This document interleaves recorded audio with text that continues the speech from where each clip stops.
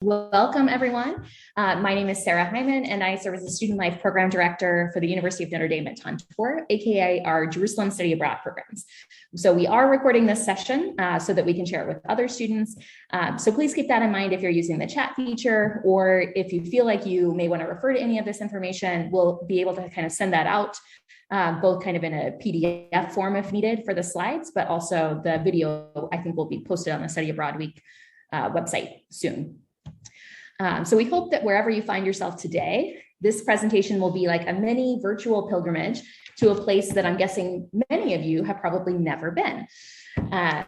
In addition to the brief presentation that I prepared with our program director, some of our current students are here to share their experiences so far as well. So our primary goal is to help you imagine what studying abroad in Jerusalem would look like. And we hope to devote the majority of our time to your questions. So feel free to pose those using the chat feature at any point, or just wait until the end of the presentation and you can kind of ask them live to us. So our journey to Jerusalem today is going to be made up of some highlights. Specifically, we're going to think about where you'll be living and how you'll be studying the past, exploring the present, and building a better future by studying abroad here in Jerusalem. There's a lot more, of course, that we could discuss than what we would ever be able to cover in a presentation like this. So if we don't cover a topic that you're particularly interested in, please ask us about it during this session or follow up with us later. And I also just want to acknowledge that a lot of the references that we might use are going to be specifically kind of presuming a knowledge of American culture and US society. But we know that many of you may have other cultural reference points as well. And so if there are particular aspects of your identity that you'd like us to kind of reflect with you about, we are happy to do that at any point. So let's begin by sharing a little about the place that you'll call home. The University of Notre Dame at Tantor has two main institutes that work together to create one cohesive community: the Jerusalem Global Gateway, the JGG, and the Tantor Ecumenical Institute, the TEI. So the Jerusalem Global Gateway, which is kind of me as a representation right now, basically we host our study abroad programs, we host academic conferences, basically any opportunity that we have for students, for faculty, for staff to live and to study in Jerusalem kind of comes through our side of the office. And then there is also the Tantor Ecumenical Institute, which has been in operation since 1972. And that was when we first opened the doors of Tantor. There's a longer history of this site in the local community, but for us and for Notre Dame's presence, it begins in 1972 with the Tantor Ecumenical Institute. And in the lobby, you can see both like the banner. So this is the photo on the left, a banner kind of announcing the University of Notre Dame at Tantor. And there is also a bust of Father Ted Hesburgh, CSC, who you may recognize, or you should certainly maybe recognize his name, since he is a former president of the University of Notre Dame. And Father Ted was instrumental in the founding and the development of Tantor as an ecumenical institute. And that request actually came directly from Pope Paul VI as a way of thinking about how we could increase the ecumenical relationships throughout the Christian world. So, and it's important to know that our community here is made up of more than just Notre Dame students. So we also have members of our international student community, which was a new initiative to help provide housing for people in the local area, but also people that were maybe studying at local universities from other countries around the world, that they could live here and sort of join in a diverse group of scholars and people of faith and reflection. And in addition to those student groups, there's also our staff, some of whom live here in residence with their families.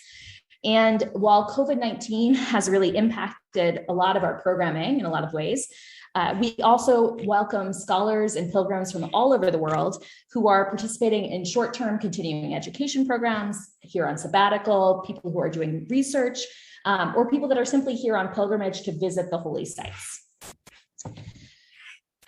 So we'll discuss more about the studying and the learning opportunities available shortly, but I want to make sure we speak a bit more about the uniqueness of our Tantor community and show you some of the amenities available at our Tantor campus. So this is a photo of our library.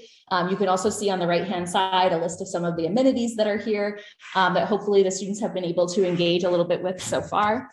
And as a Tantor resident and a community member, you would also become part of our role of a place of hospitality.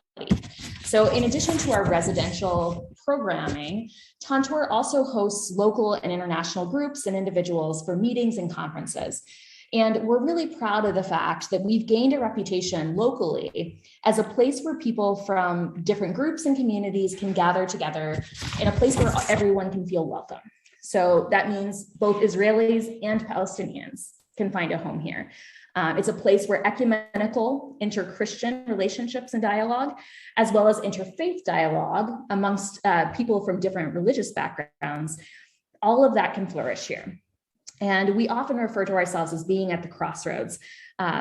We're surrounded by Jewish and Palestinian neighborhoods. We're on the road that connects Jerusalem to Bethlehem. We sit on the top of a hill, and we've been able to really kind of help promote peace and healing within the region and between the peoples that call this place home. So during your time at Tantor, we would hope that you would learn from both Palestinians and Israelis, from Jews, from Christians, from Muslims, from secular people, from people who have other religious traditions. Basically just that you will come away with a more nuanced understanding of Jerusalem, as well as the Holy Land as a whole. So let's talk a bit about the specifics of what the studying abroad portion of your semester in Jerusalem would look like.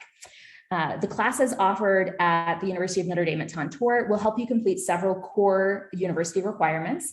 So we have a class in philosophy, in history, and in theology. And we also have opportunities for people to study Arabic and Hebrew. If you're a beginner, you'd be very happy to just kind of dive in from knowing nothing. But for students that may have previous experience with either of those languages, we can also connect you with an instructor who can assess where you are in your learning journey and can help you sort of gain additional fluency for wherever you are. Our faculty here are really incredible, and they bring both academic knowledge, but also real world experience from their work in international Palestinian and Israeli settings. So in addition to the classes that you would take here at Tantor, students will take at least one 3-credit course at Hebrew University, and will also have the option of taking a course at Bethlehem University in the West Bank. Outside of the classroom setting, group excursions and site tours will help the past kind of come alive and help you connect what you have heard and learned about the Holy Land with its present reality and context. Each semester has its benefits and challenges. As our current students can attest, the fall in particular requires a lot of flexibility, even setting aside the realities of COVID-19. So as an example, due to the Jewish holidays of Rosh Hashanah, Yom Kippur, and Sukkot, some of their classes haven't even met yet. Some classes have only met once or twice, despite the fact that they've been in Jerusalem for almost a month at this point. And in the spring, if you're here in the spring, right, students would be present for the Christian celebration of Easter, for the Jewish celebration of Passover, and the timing does work out that it would also be the Muslim month of Ramadan, at least a portion of it as well. So you have these really interesting opportunities to kind of engage with the local community around you. So at this point, I think I've referenced the idea of the Holy Land several times. So I want to just make some time to kind of talk about what that means. In part, I use the Holy Land because it's an easy way to make reference to this general area without diving into some of the geopolitical realities that can make this place feel a little tense at times. But it's also because you really can't study abroad in Jerusalem without understanding that it is first and foremost a holy city to each of the Abrahamic faiths. So you'll be able to pray at, to see, to interact with the major holy sites and different practitioners of Judaism, of Christianity, of Islam, as well as learn more about other religious communities like the Druze and the Baha'i that you may not be as familiar with. Christians here in Israel and the West Bank are definitely a minority. And the diversity of the Christian communities that are represented in the Holy Land is also a little different than what you might find in the US. So the largest groups are Orthodox and Catholics. And the Catholics also have a lot of diversity even within kind of the Catholic community because the Eastern Catholic churches are very well represented here. And there are some Protestant communities. The Anglican and Lutheran communities are the largest of those. And in many ways, there's almost no representation from the evangelical Christian community here in the Holy Land. So things look a little different on the ground. And our holy sites, just to acknowledge, can become a major source of tension sometimes, primarily because what they remember, what they venerate, what they represent can be so foundational to a person's and a community's sense of identity and belonging. And yet, these sites can also become a way of recognizing the humanity of our neighbors and the coexistence between different groups. So one of my favorite stories, on the top right here, you see a sort of group of students heading towards the Holy Sepulchre. We don't have a picture from inside the Holy Sepulchre on this slide. But one of my favorite facts about the Holy Land is that the Church of the Holy Sepulchre, which is the place where Christians believe Jesus died, was buried, and was resurrected, this church is shared by 7 different Christian communities, which on the one hand, great, right? We all agree it's the spot. But on the other hand, it means that there are 7 different communities who all want to pray on Sundays. And they all want to use the space for liturgies and for processions and times of prayer, whether or not it's on Sunday. They all want to make sure that their followers can visit. They all have these different ways that they want to use the space and invite the people who join in their same fellowship to be in that place and find that space holy and part of their tradition.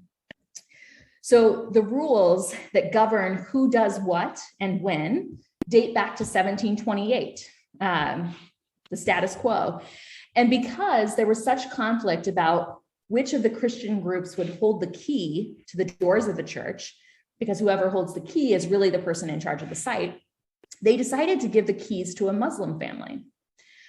And so now the most holy Christian site in the world operates in part because 300 years ago, Muslims agreed to hold the key and control when the doors are opened and closed. And it's Jewish police officers who monitor the safety and security of the site and its pilgrims. And it's this great example that while you may have heard a lot about Jerusalem as this place of conflict and unrest, it's also a place with incredible stories of cooperation and peaceful coexistence. And while you yourself don't need to be religious in order to study abroad here, you do need to keep in mind that almost everything in Jerusalem will touch on religion in some way. So whether you're entering a holy place, going to a restaurant, buying groceries, even sometimes riding a bus. Of course, Jerusalem isn't just a center of faith. So for millennia, the city has been at the crossroads of cultural dialogue. And often the best way to experience this is by going out and having the complete sensory experience that can be represented at the places represented in these images. So Machane Yehuda market in West Jerusalem, the markets in the old city of Jerusalem and Bethlehem. You see spices, sweets, fruits, dried goods, etc. Often you can be prepared to haggle, as that's often the cultural practice here. There's also just, incredible food options. So hummus, of course, falafel, shawarma, kanafe, other sort of Middle Eastern and Mediterranean foods. If you get a little homesick, it's also just helpful to know, I think, that you can get pizza here. It's a little different than what you might get at home. Corn, by the way, is the most popular topping locally. We can talk about that if anyone has questions. And you can also find a cheeseburger, even though according to kosher rules, that wouldn't be okay. But cheeseburgers do exist. You can get tacos, right? Like there's ways to engage with the world culture here, even as you sort of really try to immerse yourself in the local one.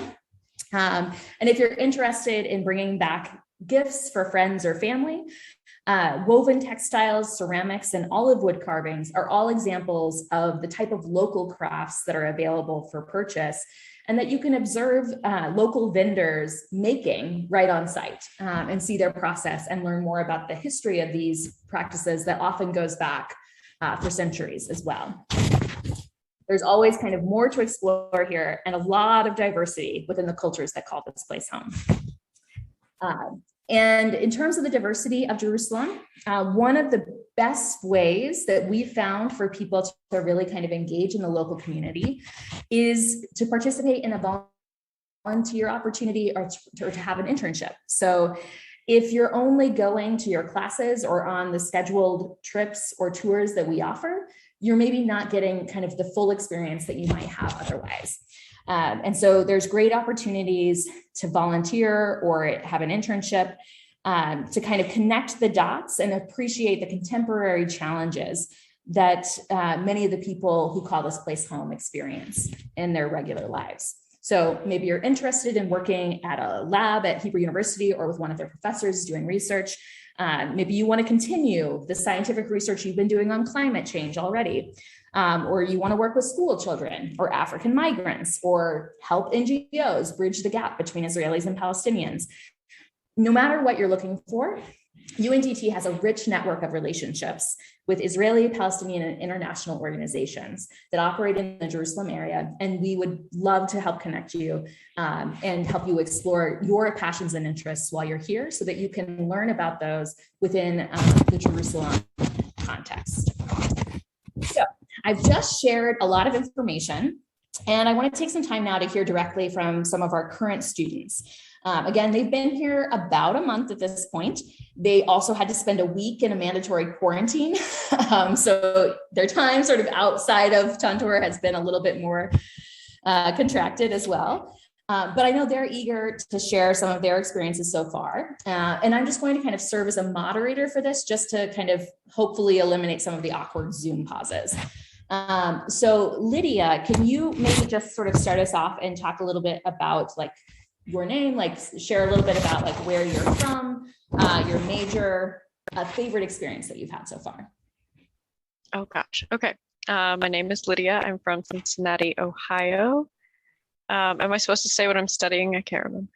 Yes, please. Yes. Okay. I am a pre-med and Arabic student. And goodness, a favorite experience so far. It's difficult to pick a favorite because there's just been like a really wide diversity of things we've done. You really kind of feel like you're living in many different worlds when you're here. There's like the Jerusalem world, which is divided in between like the Palestinian community and the Jewish community. And then there's also like the West Bank world when you're in Bethlehem. So a favorite experience? Well, Aviva and I just went to dinner with a friend of ours in Hebron, which is on the West Bank side. And it was really amazing. We got to try traditional Palestinian foods. We ended up at a wedding, just kind of a crazy adventure and really interesting cultural experience as well. Thanks, Lydia. Becca's sort of next on my screen. So Becca, sort of same sort of thing. Your name, sort of major, where you're from, a favorite experience. Okay, I'm Becca. I'm from Columbus, Ohio. I'm a junior, science pre-professional classics major with a Theo minor. And my favorite experience, probably going to Bethlehem, and we were able to have mass right by the manger and the spot where they say Jesus was born. So that was a really powerful moment to experience. Thanks, Becca. And last but not least, Aviva, introduce yourself, major, hometown, favorite thing so far. I'm Aviva. I'm from Westchester, New York. I'm a neuroscience and behavior pre-med major, minoring in theology. And my favorite thing, like the other girls, I can't really choose one thing. I think like the big overall aspect has been just the incredible just nature of this program, that we're not just studying abroad in like one country. It really is two. You could even argue that it's three. So being in the midst of all of that has been incredible. And the first thing that comes to mind for me was actually spending Rosh Hashanah with a number of religious Orthodox Jews on the West Bank. One of my families live there, or one of my cousins. They live there with their families. So being able to eat with them and a number of other religious Orthodox families and go to the services and be on the West Bank and at night hear like fireworks on the other side where the Palestinians were, very, very intense, really cool experience. But that's just one of my many favorites. Excellent. Thanks. So Lydia, is there a favorite food that you've tried so far or one that you're really looking forward to trying? I mean, my dream is to try a persimmon, it's a type of fruit. It looks like a tomato. But Aviva, what did your cousin say it tastes like? It's like a apple grape or something. I don't know. We're gonna try. It's coming in season in the next couple of when weeks. we were talking about it, but it wasn't like a cherry. No, I don't remember. We'll get back to you guys with reviews. I'm super excited. Great. But we also tried kanafe, which is a cheese dessert, and that was really good too. So 10 out of 10 would recommend. Excellent. Becca, this is your first time traveling outside of the US. So how has this experience been for you? It's been great. The getting here was difficult. My visa was delayed, had to change flights. Then when I got to the airport, I had bought the wrong corona test. So that was a hassle. Then we went into quarantine. So that was fun. But overall, it's been great. I enjoy it here. Hasn't been smooth sailing, but the people that I've met, hung out with, it's been a great experience overall. Excellent. Yeah, you have had a challenging beginning, but you still have hope for the future, I think. Oh yeah, no, there's lots of hope here. It's gonna be a great time. Great. And Aviva, anything that you feel like you were surprised by so far, that you weren't expecting? Oh, I guess the first thing that comes to mind again is when this is advertised that we're on the crossroads of these cultures, we really are. Being so fully immersed in the Palestinian community and the Israeli community, and then the Jewish and the Christian, the Orthodox, the Catholic, and everything in between, and being really truly immersed in all that has been it's been a lot in a great way.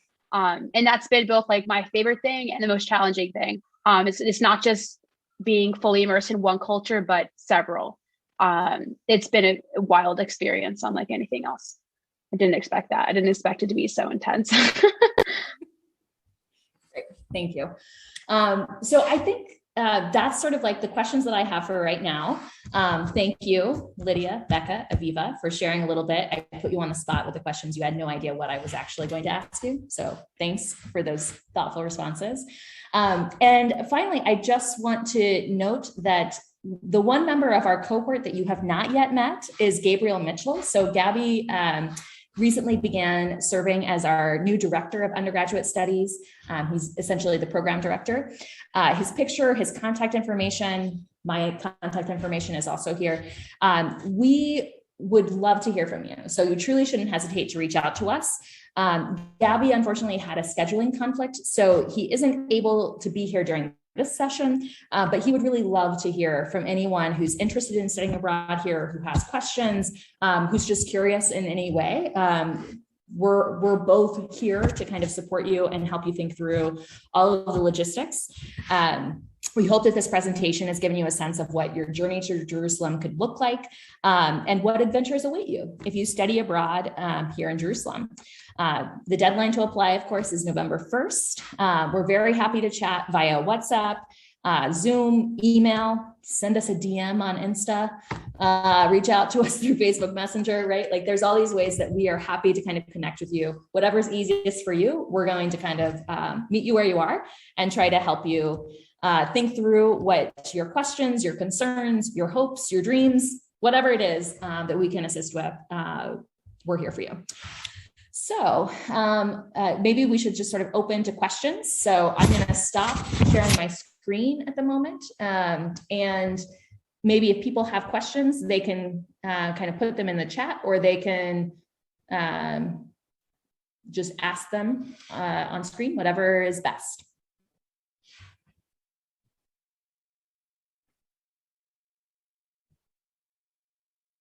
Apparently we did such a good job. There's no questions. I want to jump in here because I will Great. ask on the behalf of many students, either here or maybe watching this recording. I want to hopefully hear from Becca, Viva, Lydia, whoever, all three. Student safety is usually a concern of our participants as they're thinking about applying. There's a lot of questions from the students themselves. I know some of you had this question before you went, and maybe your parents did. How safe is it on the ground? How do you feel on the ground? What is kind of the vibe once you're actually there studying for the semester? I personally feel very safe. Like, you can kind of sense that it is tense around here, but like, it's not too bad. I haven't had any issues. I've only gotten lost once. But yeah, I feel yeah, I would agree. Yeah, I would agree. Again, the advertisement is right on point. We are literally on a hill, a wall, there's like huge walls, big hill, and then a giant facility where we're living. And it's wild because it's very safe. Like, it's really hard. You can't penetrate that. So, but at the same time, like, we're looking at the walls of Bethlehem and like hearing all these chants and protests while we're like sitting on the balcony eating dinner. And it's like, a peaceful bird flying while we just hear this from a distance. But no, it's very safe within where we are. And even in the cities, I think I would say it's safer than you think it is. Like, there's a lot of security everywhere you go. And so yes, it's safe. Just be smart. And people in of themselves are very helpful. Like, I can fully admit to getting in the car with random people I have never met. And every single time, like, people have been over courteous and over hospitable. So even though like we definitely stick out, you will be stared at, but not maliciously in any way, shape, or form. It's true. And one thing I was also worried about was like the buses, like how safe the buses were, and like just how good of a system it was. And I was very pleasantly surprised. They're very clean, they're very safe, and maybe they won't get to where you need to go on time, but they're effective. Like, they get the job done, and I don't feel unsafe at all when I'm there.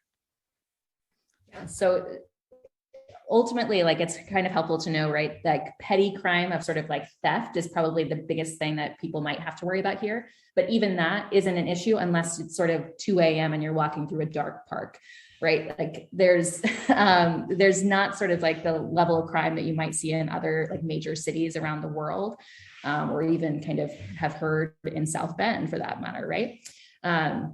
So I think overall a very safe experience. I'm glad the students have felt that so far. And even when there are sort of these moments that are more intense flare-ups in kind of detention, Tantor is in a location that's pretty safe, in part because we're close to Jerusalem and we're close to Bethlehem. And so everybody kind of sees this as a protected spot that they want to minimize any harm or damage. So it's just kind of paying attention to your surroundings and trying to be thoughtful. Joshua has sent in a question thinking about things that you recommend doing beforehand before you're studying abroad here. So thinking about whether learning Hebrew or Arabic would be helpful before you arrive. Maybe the students, like Lydia, you are an Arabic major. Like, what are your thoughts?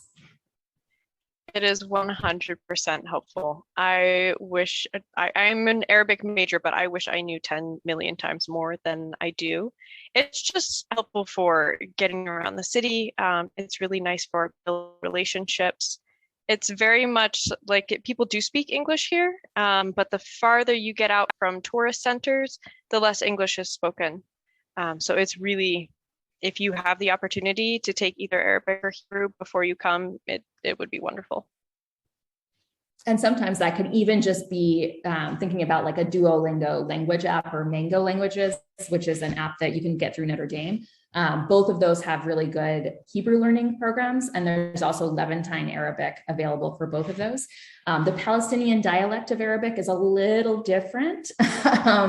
So it'll give you a starting point if you're curious in sort of doing that beforehand. But as like Lydia said, you can really get around without knowing either of these languages. It's just sort of helpful sometimes in certain situations. Aviva, Becca, do you have anything to add kind of on that topic? No, yeah, I would agree. I don't speak Hebrew or Arabic. And I think it's more of like a luxury kind of thing, not necessarily an absolute necessity. Absolute. And I mean, a partial necessity, yes. Like if you want to go to some places like, I don't know who mentioned it, far away from like the central areas, then it's a little bit more difficult. But generally, you'll always find someone who speaks English. I just do wish I could speak Arabic and Hebrew for the sake of, for example, like the houses we're going to for like dinner or all these meals, like just getting to know people better in their native language. It's just more, it's a luxury I wish I had for sure. So Patrick asked, how free are you to travel to locations outside Jerusalem? So Notre Dame does have a pretty robust system of like thoughtfulness of what are safe places to go, what are the restrictions for students. Ultimately, we are trying to balance your safety and security with your ability to explore independently. So there are limits. Certainly, you're not going to be able to go to the Gaza Strip. You probably couldn't enter anyway, even if you wanted to. But you're certainly free to kind of travel throughout the West Bank. It's more a question of kind of overnight, like any place you would study abroad. We want to know if students aren't staying in the sort of lodgings that we've provided for them, just because it's part of our safety practices. And so you would need to notify us if you're traveling outside of the Jerusalem and Bethlehem area. But otherwise, it's pretty kind of free to travel, I would say. It's just, we would hope you would kind of check with the program directors just to kind of check on the ground situation of what's the current safety status. Currently, just both with like COVID, but also just sort of the safety and security in terms of the political realities as well. So I don't know if the students feel like that's true. Okay, I see some head nods, so that's good. Yeah, no, I would say that's definitely true. I mean, I feel like it's extremely flexible. Like I've been able to stay like overnight in Jerusalem and the West Bank. But like Sarah said, we just stayed in touch with them. I think it's more a matter of, do you want to go there? Like, do you really want to go there? Do you think it's safe enough? But yeah, it hasn't really been a problem.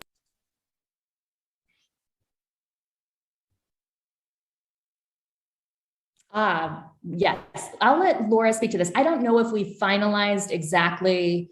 There are 3 courses that are available that are all kind of core courses, but I don't know that we've decided. Yeah. So we have the 4 options. So there's the second Philo, second Theo, history, and like the either Hebrew or Arabic language classes that you can take at Tantor. So for the program itself, you're required to take at least 2 of those. You can take all 4 if you want. So the requirement is at least 2, and then you'll take at least 1 class at Rothberg, which is a part of Hebrew University. And then you can also elect to take classes at Bethlehem University. So there's some flexibility there with which classes you'll actually want to enroll in. And I will just give it a little shout out. So our faculty really are kind of like incredible human beings, just to know, generally speaking. So Becca is taking a class with Sari Nusseibeh, which is philosophy in early Islam. And Sari was the Palestinian Liberation Organization representative to the Oslo Accords that happened in the 90s. So this is somebody who's been very involved in kind of the peace process, is known very prominently as a moderate Palestinian, someone that's dialogued with a lot of different people. He actually does have a Wikipedia article about him that's quite extensive, so worth kind of Googling him if you'd like. And another one of our faculty members, Avram Berg, is a former speaker of the Knesset, which is similar to being kind of like the head of the House of Representatives, the Speaker of the House. And he also served as the interim president for the State of Israel. So Avram, talking from his own context of growing up here in Israel and his own experience as a Jew and trying to work towards the peace process as well, and think about the society that Israel is building, right? Both of these men have really incredible experiences. They've also had a long friendship because they've both been involved in the governments of Palestine and Israel, and they just have a lot of wisdom. Avram also has his Wikipedia article. So just great examples. And our Theo class is currently taught by a Notre Dame graduate who is a Dominican priest who teaches at L'École Biblique, which is one of the local schools for archaeology and biblical studies here in Jerusalem, and is really well-known worldwide for those that are kind of specializing in that context. So really great faculty members. I think you all enjoy Harel, who's the language instructor. So just a lot of really great people that you can meet here and learn from their experiences as well.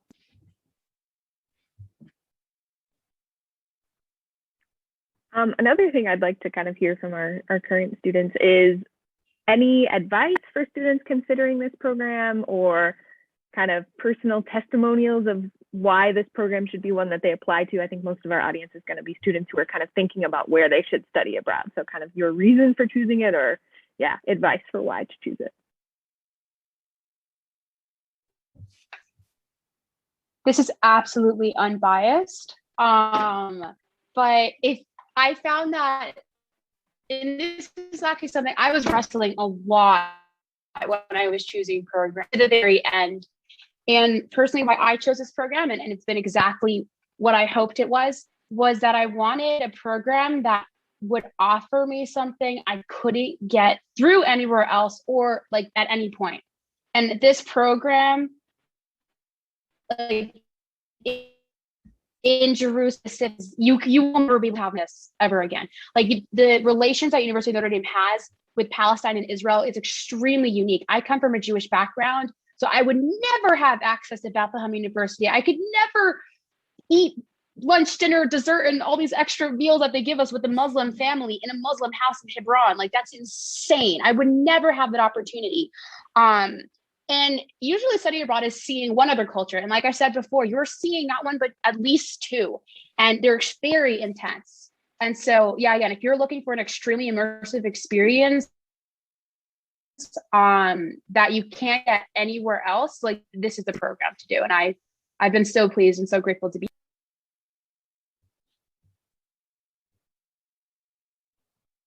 Yeah, I agree with that.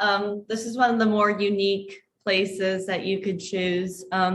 Where else can you live with a family who has a 6-year-old girl, where you can have play dates with and have fun? And it's just a great community. You meet people with so many different cultures, backgrounds, experiences. And we even have a friend who's a German exchange student. So you get a wide variety of people here. And you obviously get the holy sites if you want to see all of those sites for all major religions, which is really cool. And yeah, you get a nice workout too. You're going to go home with nice calves and a good tan.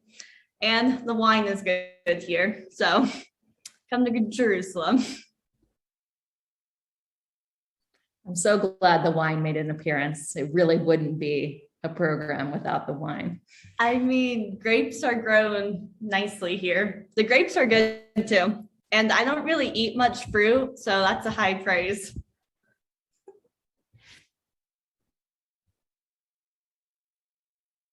All right. Any other kind of questions or topics we should address?